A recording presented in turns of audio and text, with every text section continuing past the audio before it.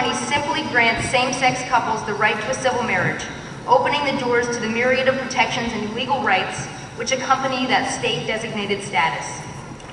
It's important to note again, as Senator Damon did, that LD 1020 does nothing to change the status of religious marriage in Maine.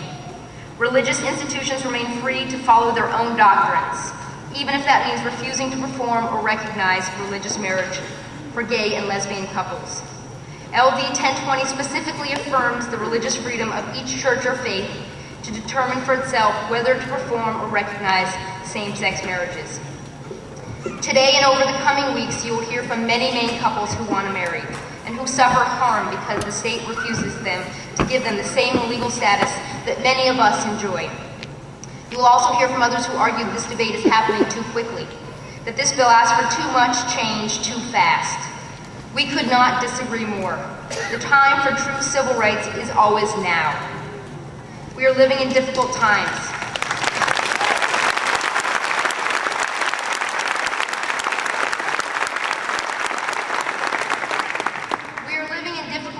With challenging budgets for our state, our communities, and for our families. We are facing a sinking economy that requires our immediate and ongoing attention. But the significance of the issues before us this session does not give us an excuse to ignore the struggles our families and fellow Mainers are facing. There is no right time to ensure fairness and equity. Equal protection under the law is a right to which all Maine people and Maine families are entitled, and they should not be asked to wait. Lastly, I want to remind you that as the people's representatives, it is our job to listen to all the evidence presented before us, discuss the issues thoroughly, argue respectfully, and come to a decision. It's our responsibility to take a stand.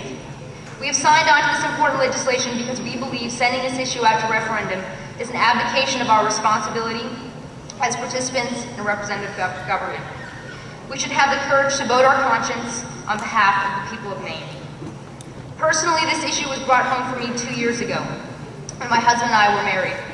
Our island pastor was on a trip abroad and unavailable to perform our wedding ceremony.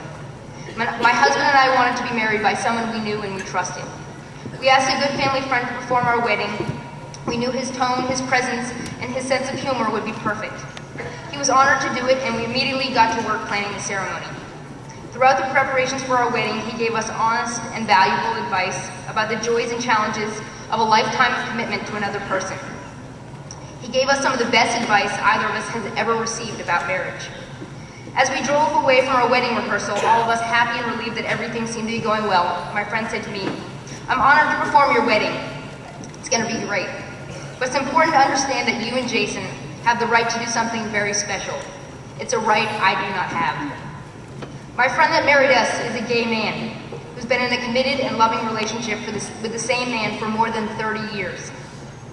I was struck in that moment that a person whom I respected and trusted, a person as close to me as some of my dearest relatives, a person whose relationship was a model for me of trust, compassion, and longevity, was legally denied a right and status that my husband and I were about to be granted.